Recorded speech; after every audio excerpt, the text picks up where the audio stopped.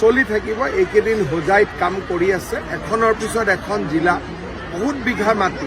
এতিয়া 1,60,000 পাইছোহে, কিন্তু মিনিমাম 12 লাখ বিঘা মাটি আছে। লাহে লাহে হৈ থাকিব।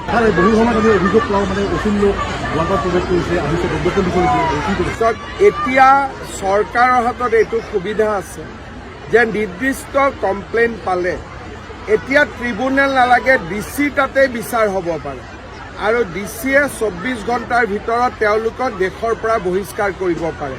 সেইবাবে আপোনালোকে কিবা কমপ্লেইন পালে ডিচিক জনাবৰ বাবে মই অনুৰোধ কৰিম।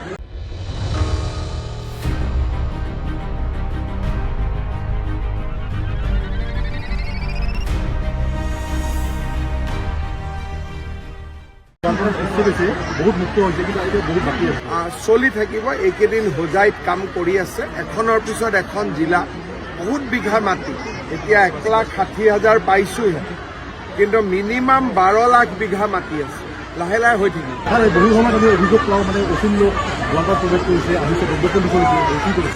এতিয়া চৰকাৰৰ হাতত এইটো সুবিধা আছে যে নিৰ্দিষ্ট কমপ্লেইন পালে এতিয়া ট্ৰিব্যুনেল নালাগে, ডিচি তাতে বিচাৰ হ'ব পাৰে আৰু ডিচিয়ে 24 ঘণ্টাৰ ভিতৰত তেওঁলোকক দেশৰ পৰা বহিষ্কাৰ কৰিব পাৰে। সেইবাবে আপোনালোকে কিবা কমপ্লেইন পালে ডিচিক জনাবৰ বাবে মই অনুৰোধ কৰিম।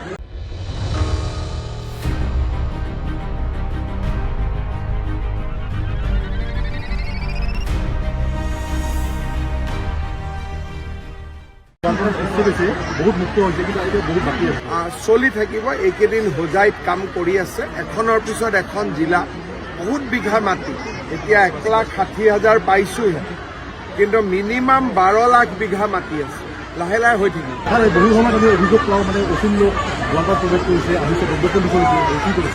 এতিয়া চৰকাৰৰ হাতত এইটো সুবিধা আছে যে নিৰ্দিষ্ট কমপ্লেইন পালে এতিয়া ট্ৰিব্যুনেল নালাগে, ডিচি তাতে বিচাৰ হ'ব পাৰে আৰু ডিচিয়ে 24 ঘণ্টাৰ ভিতৰত তেওঁলোকক দেশৰ পৰা বহিষ্কাৰ কৰিব পাৰে।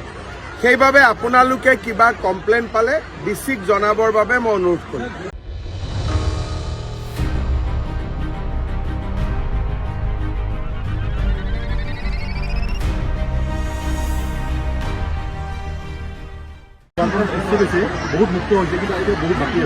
চলি থাকিব। এইকেইদিন হোজাইত কাম কৰি আছে, এখনৰ পিছত এখন জিলা, বহুত বিঘা মাটি। এতিয়া 1,60,000 পাইছোহে, কিন্তু মিনিমাম 12 লাখ বিঘা মাটি আছে। লাহে লাহে হৈ থাকিব।